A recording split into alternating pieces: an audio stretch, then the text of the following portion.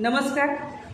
सध्या उन्हाळा ऋतू सुरू आहे आणि या उन्हाळा ऋतूत सर्वात जास्त गरज असते ती पाण्याची. पाण्याशिवाय कोणताच सजीव जिवंत राहू शकत नाही.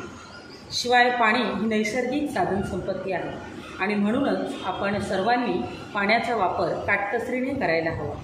हाच संदेश घेऊन येत आहेत माझे 4थीचे विद्यार्थी.